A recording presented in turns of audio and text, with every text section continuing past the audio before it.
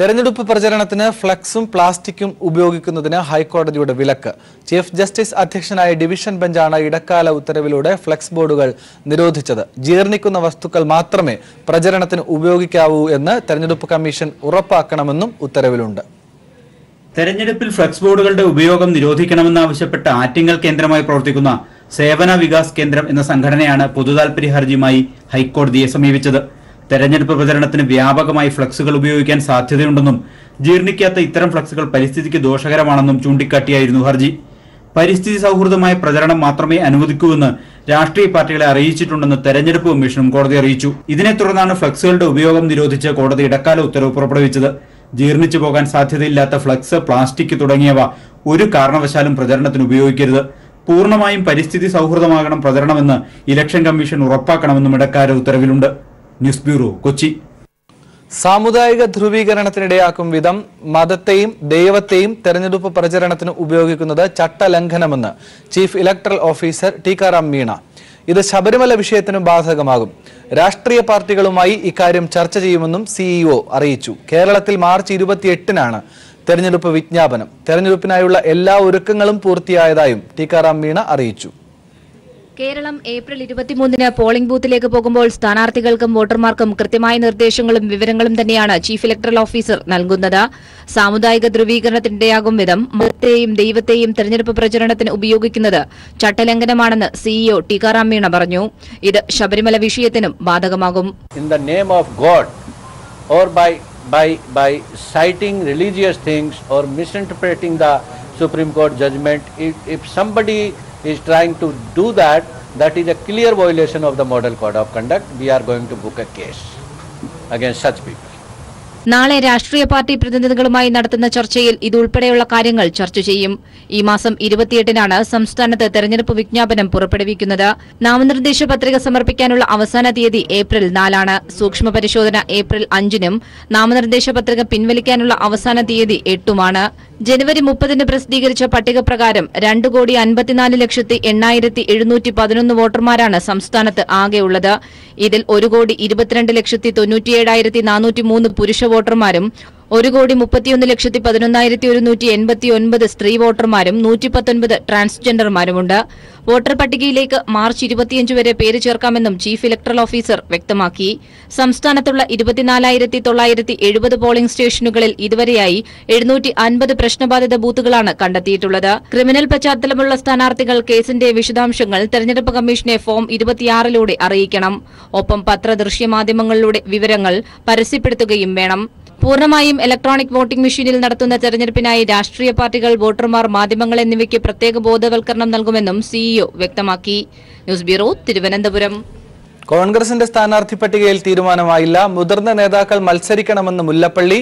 15-ാം തീയതി വീണ്ടും യോഗം ചേരുമെന്ന് മുകുൾ വാസ്നിക്കും അറിയിച്ചു. വിവരങ്ങളുമായി സന്തോഷ് സർലിംഗ് ദില്ലിയിൽ നിന്ന് ചേരുന്നുണ്ട്. സന്തോഷ്, എന്തൊക്കെയാണ് പുതിയ വിവരങ്ങൾ? ആനന്ദ്, അല്പസമയം മുമ്പ് കോൺഗ്രസിന്റെ സ്ക്രീനിംഗ് കമ്മിറ്റി യോഗം സമാപിച്ചു. പുറത്തേക്ക് വന്ന കോൺഗ്രസിന്റെ കേരളത്തിന്റെ സംഘടനാ ജനറൽ സെക്രട്ടറി മുകുൾ ഈ ചർച്ചയിൽ തീരുമാനമായില്ല എന്ന് അറിയിച്ചു. വീണ്ടും യോഗം ചേരേണ്ടി വരും. നാളെ കോൺഗ്രസിന്റെ വർക്കിംഗ് കമ്മിറ്റി യോഗമാണ്. അതിനുശേഷം 15-ാം തീയതി മാത്രമേ രാഹുൽ ഗാന്ധി ഡൽഹിയിൽ എത്തൂ. അതുകൊണ്ട് 15-ാം തീയതി വീണ്ടും യോഗം ചേരുമെന്നാണ് അദ്ദേഹം അറിയിച്ചിരിക്കുന്നത്. അതേസമയം MLA-മാരാരെങ്കിലും മത്സരിക്കുമോ എന്ന ചോദ്യത്തോട് ഇപ്പോൾ പറയാനാകില്ലെന്ന് മുകുൾ വാസ്നിക്ക് പ്രതികരിച്ചു. മുല്ലപ്പള്ളി രാമചന്ദ്രൻ പറഞ്ഞത് മുതിർന്ന നേതാക്കൾ മത്സരിക്കുമോ ഇല്ലയോ എന്ന കാര്യത്തിലൊന്നും തീരുമാനമായിട്ടില്ല. വീണ്ടും യോഗം ചേരേണ്ട സാഹചര്യമുണ്ട് എന്ന് തന്നെയാണ്. വലിയ രീതിയിലുള്ള ഒരു തർക്കത്തിലേക്ക് തന്നെ രാവിലെ യോഗം ആരംഭിച്ചപ്പോൾ തന്നെ കാര്യങ്ങൾ കടന്നു. പ്രത്യേകിച്ച് ഉമ്മൻചാണ്ടി, VM സുധീരൻ, മുല്ലപ്പള്ളി ഇവർ മത്സരിക്കുന്ന കാര്യത്തിൽ AI ഗ്രൂപ്പുകൾക്കിടയിൽ ഭിന്നത രൂക്ഷമായിരുന്നു. ഉമ്മൻചാണ്ടി മത്സരിക്കണം എന്ന് I ഗ്രൂപ്പ് വാശി പിടിച്ചു. മുല്ലപ്പള്ളി മത്സരിക്കണമെന്ന് A ഗ്രൂപ്പും വാശി പിടിക്കുകയും ചെയ്തു. അങ്ങനെ കാര്യങ്ങൾ പോയി മുതിർന്ന നേതാക്കൾ മത്സരിക്കില്ല എന്ന് പറഞ്ഞു. മത്സരിക്കുന്നത് പിന്മാറുന്നത് മൊത്തത്തിലൊരു തെരഞ്ഞെടുപ്പ് പരാജയത്തിന്റെ പ്രതീതി സൃഷ്ടിക്കും എന്നാണ് ഈ ചർച്ചയിൽ പല നേതാക്കളും അറിയിച്ചിരിക്കുന്നത്. രാവിലെ PJ കുര്യനെ വ്യക്തിപരമായി ഒറ്റയ്ക്ക് ഈ സ്റ്റിയറിംഗ് കമ്മിറ്റി യോഗം കണ്ടിരുന്നു. അദ്ദേഹം പറഞ്ഞത് മുതിർന്ന നേതാക്കൾ മത്സരിക്കണം എന്ന് തന്നെയാണ്. സുധാകരൻ അതേസമയം മത്സരിക്കാൻ താൻ തയ്യാറാണെന്ന് അറിയിച്ചു. അപ്പോൾ കണ്ണൂരിൽ അദ്ദേഹം മത്സരിക്കുന്നു ഉറപ്പായി. പക്ഷെ മറ്റ് സീറ്റുകളിലൊന്നും ഒരു തീരുമാനമായില്ല. സിറ്റിംഗ് സീറ്റുകളിൽ പോലും വലിയ ചർച്ചയും തർക്കവും നടക്കുന്നുണ്ട്. ശരി സന്തോഷ്, വ്യക്തമാണ്. ഏതായാലും തെരഞ്ഞെടുപ്പിനായി സ്ഥാനാർത്ഥികളെ തീരുമാനിക്കുന്നത് ആ ദിവസം അറിയാൻ ഇനിയും കാത്തിരിക്കേണ്ടി വരും എന്ന് തന്നെയാണ് ദില്ലിയിൽ നിന്ന് ലഭിക്കുന്ന സൂചനകൾ. തെരഞ്ഞെടുപ്പിൽ മത്സരിക്കാൻ അസൗകര്യങ്ങൾ ഉണ്ടെങ്കിൽ പാർട്ടിയെ അറിയിക്കുമെന്ന് കെ സുധാകരൻ. എന്നാൽ പാർട്ടി പറഞ്ഞാൽ മത്സരിക്കും. കോൺഗ്രസിലെ സീനിയർ നേതാക്കന്മാരാരും മത്സരിക്കില്ല എന്ന പ്രചരണം വാസ്തവമല്ലെന്നും സുധാകരൻ ദില്ലിയിൽ പ്രതികരിച്ചു. കേരളത്തിലെ കോൺഗ്രസ് സീനിയർ നേതാക്കന്മാർ മത്സരരംഗത്തു നിന്ന് മാറുന്നു എന്ന പ്രചരണം ഒരിക്കലും ശരിയല്ല. കേരളത്തിലെ എല്ലാവരും ഹൈക്കമാൻഡ് പറഞ്ഞാൽ നിൽക്കുന്ന സ്ഥാനാർത്ഥികളാണ്. ആരും അതിനെ ധിക്കരിക്കുന്ന ഒരാളും കോൺഗ്രസിന് കേരളത്തിൽ ഇല്ല എന്നുള്ളതാണ് എൻ്റെ വിശ്വാസം. ഞാനും ഹൈക്കമാൻഡ് പറഞ്ഞാൽ മത്സരിക്കാൻ തയ്യാറാണ്. കേരള കോൺഗ്രസ് എമ്മിലെ സ്ഥാനാർത്ഥി നിർണയ പ്രതിസന്ധി തുടരുന്നു. ഇതിന്റെ പശ്ചാത്തലത്തിൽ കേരള കോൺഗ്രസ് നേതാക്കളുടെ കൂടിക്കാഴ്ചകൾ ഇന്ന് കെ എം മാണിയുടെ വസതിയിൽ നടക്കും. സ്റ്റിയറിംഗ് കമ്മിറ്റി യോഗം സ്ഥാനാർത്ഥിയെ നിശ്ചയിക്കാൻ കെ എം മാണിയെ ചുമതലപ്പെടുത്തിയതിന്റെ അടിസ്ഥാനത്തിലാണ് കൂടിക്കാഴ്ചകൾ നടത്തുന്നത്. ടി പി പ്രശാന്ത് ചേരുന്നുണ്ട് വിവരങ്ങളുമായി. പ്രശാന്ത്, എന്തായി ഈ കൂടിക്കാഴ്ചകളുടെയൊക്കെ ഫലം? ഇന്നുണ്ടാകുമോ? കെ എം മാണിക്ക് അസന്നിഗ്ധമായി സ്ഥാനാർത്ഥിയെ പ്രഖ്യാപിക്കാൻ കഴിയുമോ? സ്റ്റിയറിംഗ് കമ്മിറ്റി ഇപ്പോൾ സ്ഥാനാർത്ഥിയെ നിശ്ചയിക്കാനുള്ള ചുമതല കെ എം മാണിയെ ഏൽപ്പിച്ചിരിക്കുന്ന ഒരു സാഹചര്യത്തിലാണ് കോട്ടയം ലോക്സഭാ മണ്ഡലത്തിലെ മണ്ഡലം പ്രസിഡന്റുമാരെയും അതുപോലെ തന്നെ ഉള്ള ജില്ലാ ഭാരവാഹികളും സംസ്ഥാന സമിതി അംഗങ്ങളെല്ലാം തന്നെ മാണി പാലായിലെ വസതിയിൽ നേരിട്ട് കൂടിക്കാഴ്ച നടത്തുന്നത്. ഇവരുടെ അഭിപ്രായം ആരാഞ്ഞ ശേഷമായിരിക്കും ഈ സംബന്ധിച്ച സ്ഥാനാർത്ഥി നിർണ്ണയമെല്ലാം ഉണ്ടാവുക. അതേസമയം ജോസഫ് വിഭാഗത്തിൽ നിന്ന് ജോസഫ് സ്ഥാനാർത്ഥിയാകണമെന്ന് താല്പര്യം പ്രകടിപ്പിച്ചതിന്റെ പ്രവർത്തകരെല്ലാം തന്നെ രംഗത്ത് എത്തിയിട്ടുണ്ട്. മാത്രമല്ല ജില്ലാ പ്രസിഡന്റായിട്ടുള്ള കേരള കോൺഗ്രസ് ജില്ലാ പ്രസിഡന്റ് സണ്ണി തെക്കാണ് ഇത് സംബന്ധിച്ച ഒരു അതൃപ്തി അറിയിക്കുകയും ചെയ്തു. കാരണം CJ ജോസഫിന് സ്ഥാനാർത്ഥിയാക്കേണ്ടതില്ല, പകരം ഇവിടെ നിരവധി വിജയസാധ്യതയുള്ള മറ്റുള്ളവർ ഉണ്ട്. അത്തരത്തിലുള്ള ആളുകളെ സ്ഥാനാർത്ഥിയിലേക്ക് കൊണ്ടുവന്നാൽ മതിയാകും തുടങ്ങിയ കാര്യങ്ങളാണ് അദ്ദേഹം ഇന്ന് രാവിലെ മാധ്യമപ്രവർത്തകരോട് പറഞ്ഞപ്പോൾ ഇത് സംബന്ധിച്ച കാര്യങ്ങളെല്ലാം തന്നെ അറിയിച്ചത്. എന്തായാലും PJ ജോസഫിനെതിരെ വലിയൊരു വികാരം ഇവരുടെ പാർട്ടിക്കുള്ളിൽ നിൽക്കുന്നു എന്ന് തന്നെയാണ് ഇതിൽ നിന്നും മനസ്സിലാക്കാൻ സാധിക്കുന്നത്. ആ ഒരു സാഹചര്യത്തിൽ നിന്ന് ഇവിടുത്തെ ഭാരവാഹികളെല്ലാം തന്നെ കണ്ട ശേഷം ഇന്ന് സ്ഥാനാർത്ഥി നിർണ്ണയം സംബന്ധിച്ച കാര്യത്തിൽ തീരുമാനം ഉണ്ടാകും എന്നാണ് പ്രതീക്ഷിക്കപ്പെടുന്നത്. അങ്ങനെയെങ്കിൽ മാണി ഒപ്പം നിൽക്കുന്ന നേതാക്കൾക്കായിരിക്കും ഒരു മുൻഗണന. പ്രത്യേകിച്ച് ഏറ്റുമാനൂരിലെ മുൻ MLA ആയിരുന്ന തോമസ് കടൻ, കടുത്തുരുത്തിയിലെ മുൻ MLA ആയിരുന്ന സ്റ്റീഫൻ ജോർജ്, അതുപോലെ തന്നെ യൂത്ത് ഫ്രണ്ട് സംസ്ഥാന പ്രസിഡന്റായിരുന്ന അഡ്വക്കേറ്റ് പ്രിൻസ് ലോക്കസ് തുടങ്ങിയ പേരുകളാണ് ഇപ്പോൾ പട്ടികയിലുള്ളത്. എന്തായാലും സംബന്ധിച്ച കാര്യത്തിൽ ഇന്ന് വൈകിട്ടോടുകൂടി തീരുമാനം ഉണ്ടാകാനുള്ള സാധ്യതയും ഉണ്ട് എന്നുള്ളതാണ് ഇപ്പോൾ ഇവിടെ നിന്ന് ലഭ്യമാകുന്ന ചില സൂചനകൾ. അതേസമയം സ്ഥാനാർത്ഥി നിർണ്ണയം സംബന്ധിച്ച് UDF നേതാക്കളുടെ ഭാഗത്തുനിന്ന് യാതൊരു സമ്മർദ്ദം ഇല്ല എന്നാണ് റോഷി അഗസ്റ്റിൻ MLA ഇപ്പോൾ മാധ്യമപ്രവർത്തകരോട് പ്രതികരിച്ചിരിക്കുന്നത്. സ്ഥാനാർത്ഥി നിർണ്ണയം കേരള കോൺഗ്രസിന്റെ ആഭ്യന്തര പ്രശ്നവുമാണ്. ആ ആഭ്യന്തര പ്രശ്നത്തിൽ അന്തിമ തീരുമാനം എടുക്കേണ്ട കെ എം മാണിയാണ്. അതേസമയം MLA മാർ മത്സരിക്കേണ്ട എന്ന തീരുമാനം കെ എം മാണി പറഞ്ഞാൽ അത് അനുസരിക്കുമെന്നുമാണ് റോഷി അഗസ്റ്റിൻ വ്യക്തമാക്കിയിട്ടുള്ളത്. എന്തായാലും അല്പസമയത്തിനകം തന്നെ ഇവിടെ ഇത് സംബന്ധിച്ച മീറ്റിംഗ് ചേരും. കെ എം മാണി മറ്റുള്ളവരോട് ഇതുമായി ബന്ധപ്പെട്ടുള്ള അഭിപ്രായങ്ങളിൽ തന്നെ ആരായുമെന്നാണ് അറിയാൻ സാധിക്കുന്നത്.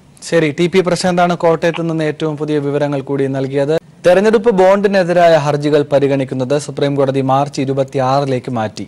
നരേന്ദ്രമോദി സർക്കാർ പ്രഖ്യാപിച്ച തെരഞ്ഞെടുപ്പ് ബോണ്ട് സമ്പ്രദായത്തിനെതിരെ CPIM ഉൾപ്പെടെ വിവിധ സംഘടനകളാണ് സുപ്രീംകോടതിയിൽ ഹർജി നൽകിയത്. കേന്ദ്ര ഭരണകക്ഷിക്ക് കോർപ്പറേറ്റ് ഫണ്ട് ലഭിക്കുന്നതിനുള്ള മാർഗമാണ് നിലവിലെ തെരഞ്ഞെടുപ്പ് ബോണ്ട് സമ്പ്രദായം എന്നാണ് CPIM അടക്കമുള്ള ഹർജിക്കാരുടെ വാദം. നിലവിലെ സംവിധാനം മാറ്റി തെരഞ്ഞെടുപ്പ് കമ്മീഷന്റെ മേൽനോട്ടത്തിൽ ഫണ്ട് സമാഹരിച്ച് തെരഞ്ഞെടുപ്പ് ഫണ്ടിംഗ് നടത്തണം എന്നാണ് CPIMന്റെ ആവശ്യം.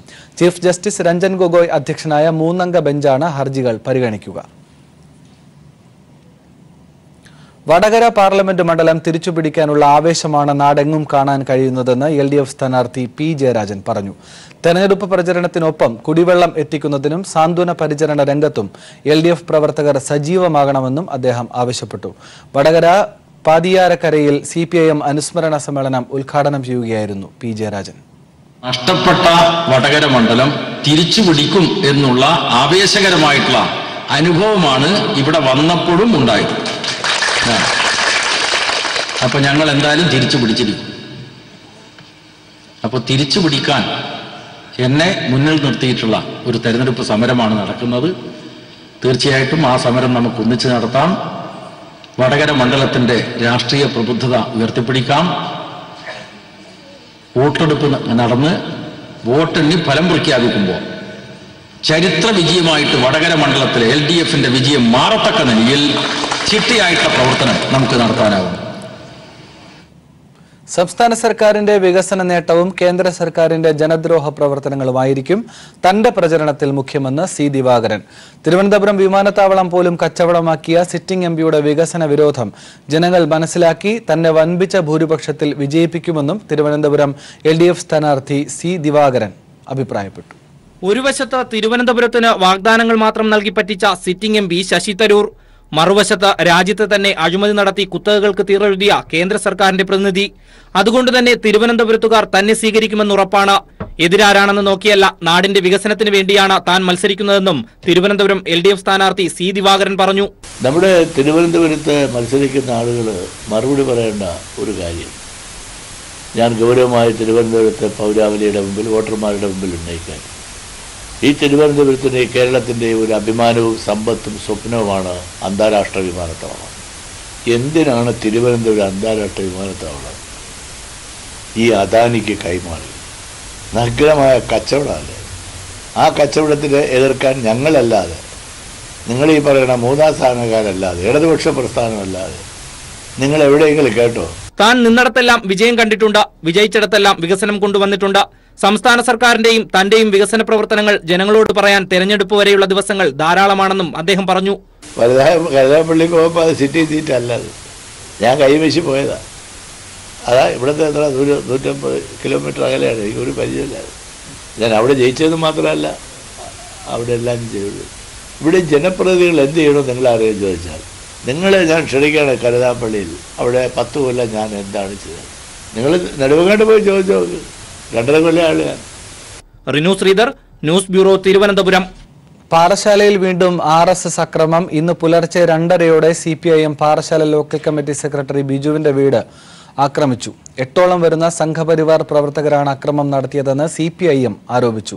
ജനൽ ചില്ലുകൾ പൂർണ്ണമായി തകർത്തു. ഇരുചക്രവാഹനവും അക്രമികൾ നശിപ്പിച്ചു. ഇതേ സമയത്താണ് പഞ്ചായത്ത് പ്രസിഡന്റ് സുരേഷിന്റെ വീട്ടിലും അക്രമം നടന്നത്. ബൈക്കിലാണ് അക്രമി സംഘം എത്തിയത്. കഴിഞ്ഞ ദിവസം രാത്രി ഇഞ്ചിവിളയിലും സമാനമായ അക്രമങ്ങൾ ഉണ്ടായിരുന്നു. പോലീസ് പ്രദേശത്ത് സുരക്ഷ ശക്തമാക്കിയിട്ടുണ്ട്.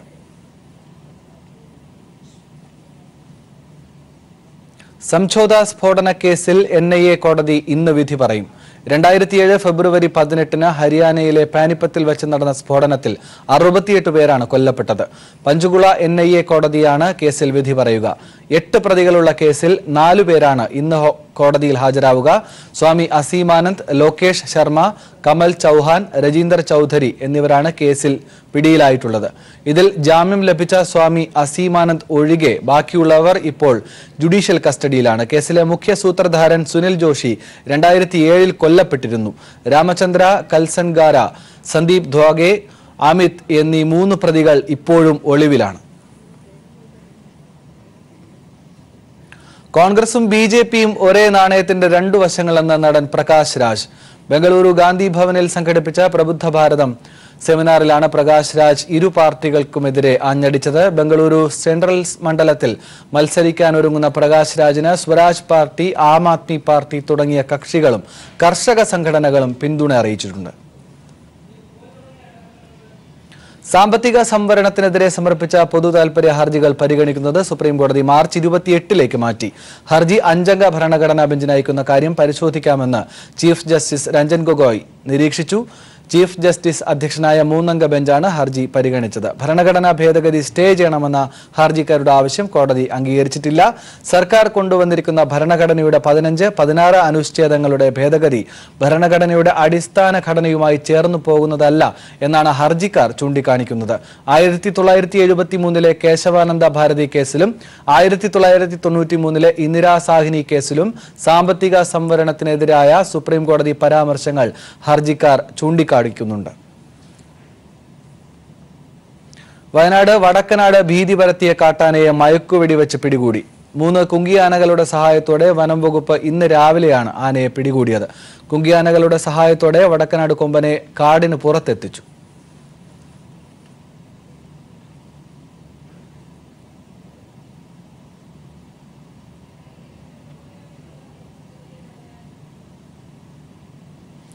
2019 അബുദാബി ശക്തി അവാർഡുകൾക്ക് സാഹിത്യകൃതികൾ ക്ഷണിച്ചു. 2016 ജനുവരി 1 മുതൽ 2018 ഡിസംബർ 31 വരെയുള്ള കാലയളവിൽ പ്രസിദ്ധീകരിച്ച കൃതികളാണ് പരിഗണിക്കുക. കവിത, നോവൽ, ചെറുകഥ, നാടകം എന്നീ വിഭാഗങ്ങളിൽ പെടുന്ന കൃതികൾക്കാണ് സാഹിത്യ പുരസ്കാരം നൽകുക. 25,000 രൂപയും പ്രശസ്തി പത്രവും അടങ്ങുന്നതാണ് പുരസ്കാരം. Abu Dhabi Shakti award committee, Deshabhimani, Aristo junction, Thiruvananthapuram എന്നീ വിലാസത്തിലാണ് കൃതികൾ അയക്കേണ്ടത്. 2019 ഏപ്രിൽ 10 അവസാന തീയതി. ക്ഷേത്ര തിരുവുത്സവത്തിനും മീനമാസ പൂജകൾക്കുമായി ശബരിമല ക്ഷേത്രനട തുറന്നു. യുവതീ പ്രവേശ വിധിയുടെ സാഹചര്യത്തിൽ കനത്ത സുരക്ഷയാണ് പോലീസ് ശബരിമലയിൽ ഒരുക്കിയിട്ടുള്ളത്. വർഷത്തെ ക്ഷേത്ര മഹോത്സവത്തിനായി ശബരിമല നട ഇന്ന് വൈകുന്നേരം 5 മണിക്ക് തുറക്കും. തന്ത്രി കണ്ഠരർ രാജീവരുടെ കാർമ്മികത്വത്തിൽ മേൽശാന്തി VN വാസുദേവൻ നമ്പൂതിരിയാണ് ശബരിമല ക്ഷേത്രനട തുറക്കുന്നത്. ശ്രീകോവിലിന്റെ സ്വർണം പൂശിയ വാതിൽപാളികളുടെ സമർപ്പണ ചടങ്ങും ഇന്ന് നടക്കും. നാളെ രാവിലെയാണ് തിരുവുത്സവത്തിന് കൊടിയേറുന്നത്. കൊടിയേറ്റ് കർമ്മത്തിന് തന്ത്രി കണ്ഠരർ രാജീവർ മുഖ്യ കാർമ്മികത്വം വഹിക്കും. മീനമാസത്തിലെ പൂജ ചടങ്ങുകളും ഈ ഉത്സവ സമയത്ത് തന്നെയാണ് നടക്കുന്നത്. ശബരിമല ക്ഷേത്രനട ഉത്സവത്തിനായി തുറക്കുമ്പോൾ വൻ ഭക്തജന തിരക്കായിരിക്കും സന്നിധാനത്ത് അനുഭവപ്പെടുകയെന്നാണ് പ്രതീക്ഷിക്കപ്പെടുന്നത്. ഈ സാഹചര്യത്തിൽ അയ്യപ്പ ദർശനത്തിനായി യുവതികളെത്താൻ സാധ്യതയില്ലെന്നാണ് പോലീസിന്റെ രഹസ്യാന്വേഷണ വിഭാഗത്തിന്റെ നിഗമനം. എന്നാൽ നിലവിലെ സാഹചര്യത്തിൽ നിലയ്ക്കൽ, പമ്പ, സന്നിധാനം എന്നിവിടങ്ങളിലായി 300 പോലീസുകാരെയാണ് സുരക്ഷയ്ക്കായി നിയോഗിച്ചിട്ടുള്ളത്. സുരക്ഷാ ക്രമീകരണങ്ങൾ ഏകോപിക്കുന്നതിന് 3ഇടങ്ങളിലും SP റാങ്കിലുള്ള ഉദ്യോഗസ്ഥർക്ക് ചുമതല നൽകിയിട്ടുണ്ട്. 20-ാം തീയതി നടക്കുന്ന പള്ളിവേട്ടയ്ക്കും 21-ാം തീയതി നടക്കുന്ന ആറാട്ടിനു ശേഷം ക്ഷേത്രനട അടയ്ക്കും. ശബരിമല ഉത്സവത്തോടനുബന്ധിച്ച് വിവിധ ഡിപ്പോകളിൽ നിന്ന് KSRTC പ്രത്യേക സർവീസുകളും നടത്തും. News bureau, Pathanamthitta. ആലപ്പുഴ ഇടതുപക്ഷ സ്ഥാനാർത്ഥിയുടെ മണ്ഡലം കൺവെൻഷൻ ഇന്ന് വൈകിട്ട് 4 മണിക്ക് ടൗൺ ഹാളിൽ നടക്കുന്ന കൺവെൻഷൻ പുന്നപ്ര സമരസേനാനി VS അച്യുതാനന്ദൻ ഉദ്ഘാടനം ചെയ്യും. കഴിഞ്ഞ ദിവസം റോഡ് ഷോയിലൂടെ ആലപ്പുഴ നഗരത്തിൽ പര്യടനം നടത്തിയ ഇടതുപക്ഷ സ്ഥാനാർത്ഥി ഇന്നലെ മണ്ഡലത്തിലെ ഇടതുപക്ഷ വനിതാ പാർലമെന്റ് യോഗങ്ങളിലും പങ്കെടുത്തു. വളരെ ആവേശകരമായ സ്വീകരണമാണ് ആരിഫിന് ലഭിച്ചത്. ഇന്ത്യ ആര് ഭരിക്കണമെന്ന് തീരുമാനിക്കുന്നത് ഇടതുപക്ഷമായിരിക്കുമെന്ന് യോഗത്തിൽ പങ്കെടുത്ത് സംസാരിച്ച പൊതുമരാമത്ത് മന്ത്രി G സുധാകരൻ പറഞ്ഞു. വളരെ തന്ത്രപരമായ ഒരു സ്ഥിതിയാണ്. നമ്മുടെ ആരിഫിനെ ഞങ്ങൾ പാർലമെന്റിലേക്ക് അയക്കുമ്പോൾ ഇന്ത്യ ഭരിക്കണമെന്ന് തീരുമാനിക്കുന്ന ഒരു പാർലമെന്റ് മെമ്പറായിരിക്കും സഖം ആരിഫ് എന്നുള്ള കാര്യം മനസ്സിലാക്കി. മുൻ MP CS സുജാത വനിതാ പാർലമെന്റ് ഉദ്ഘാടനം ചെയ്തു. ഇതിനിടയിൽ വേദിയിലെത്തിയ സ്ഥാനാർത്ഥി AM ആരിഫിന് ഗംഭീര സ്വീകരണമാണ് നൽകിയത്. ആലപ്പുഴയുടെ സമഗ്ര വികസനത്തിന് താൻ ഒപ്പമുണ്ടെന്ന ഉറപ്പു നൽകിയാണ് ആരിഫ് വേദി വിട്ടത്. Shajahan, news bureau, Alappuzha. പുൽവാമ ഭീകരാക്രമണത്തിന്റെ സൂത്രധാരിൽ ഒരാളായ മുദാസിർ അഹമ്മദ് ഖാൻ കൊല്ലപ്പെട്ടതായി റിപ്പോർട്ട്. ദക്ഷിണ കശ്മീരിലെ ത്രാലിൽ സൈന്യവുമായി നടന്ന ഏറ്റുമുട്ടലിലാണ് മുദാസിർ അഹമ്മദ് ഖാൻ കൊല്ലപ്പെട്ടതായി വിവരം ലഭിക്കുന്നത്. ഏറ്റുമുട്ടലിൽ 3 ഭീകരർ കൊല്ലപ്പെട്ടതായാണ് വിവരം. ഏറ്റുമുട്ടലിൽ കൊല്ലപ്പെട്ട മറ്റ് 2 പേരെ തിരിച്ചറിഞ്ഞിട്ടില്ല. ഭീകരാക്രമണം നടന്ന പുൽവാമ ജില്ലയിലെ ത്രാലിൽ ഭീകരർ ഒളിച്ചിരിക്കുന്നുണ്ടെന്ന രഹസ്യ വിവരത്തെ തുടർന്ന് സൈന്യം തെരച്ചിൽ നടത്തുകയായിരുന്നു. സൈന്യത്തിന് നേരെ ഭീകരർ വെടിയുതിർത്തു. ഭീകര സംഘടനകളിലേക്ക് പ്രദേശവാസികളെ റിക്രൂട്ട് ചെയ്യുന്നതിന്റെ ചുമതലക്കാരനായിരുന്നു കൊല്ലപ്പെട്ട ജെയ്ഷെ മുഹമ്മദ് കമാൻഡർ മുദാസിർ. പുൽവാമയിലെ ചാവേർ ആക്രമണത്തിന് ആവശ്യമായ വാഹനവും സ്ഫോടക വസ്തുക്കളും എത്തിച്ചത് ഇയാളാണെന്നും അന്വേഷണ ഉദ്യോഗസ്ഥർക്ക് തെളിവ് നേരത്തെ ലഭിച്ചിരുന്നു. സംസ്ഥാന റവന്യൂ വകുപ്പ് ഭവനരഹിതർക്കായി ആവിഷ്കരിച്ച ഭൂമിഗീതം പദ്ധതിയുടെ ഭാഗമായി തൃശൂരിൽ നിർമ്മിച്ച വീടുകളുടെ താക്കോലുകൾ കൈമാറി. ഇന്ത്യയിലെ പ്രമുഖ ജ്വല്ലറി ഗ്രൂപ്പായ കല്യാൺ ജ്വല്ലേഴ്സുമായി സഹകരിച്ചാണ് സംസ്ഥാന സർക്കാർ പദ്ധതി നടപ്പിലാക്കിയത്. 24 വീടുകളാണ് ഭവനരഹിതർക്കായി ഒരുക്കി നൽകിയിട്ടുള്ളത്. തൃശൂരിൽ നടന്ന ചടങ്ങ് തദ്ദേശ സ്വയംഭരണ വകുപ്പ് മന്ത്രി AC മൊയ്തീൻ ഉദ്ഘാടനം ചെയ്തു. കൃഷിമന്ത്രി VS സുനിൽകുമാറും കല്യാൺ ജ്വല്ലേഴ്സ് ചെയർമാനും മാനേജിംഗ് ഡയറക്ടറുമായ TS കല്യാണരാമനും ചേർന്ന് വീടുകളുടെ താക്കോൽ കൈമാറി. ജില്ലാ പഞ്ചായത്ത് പ്രസിഡന്റ് മേരി തോമസ്, ജില്ലാ കളക്ടർ TV അനുപമ എന്നിവർ ചടങ്ങിൽ പങ്കാളികളായി.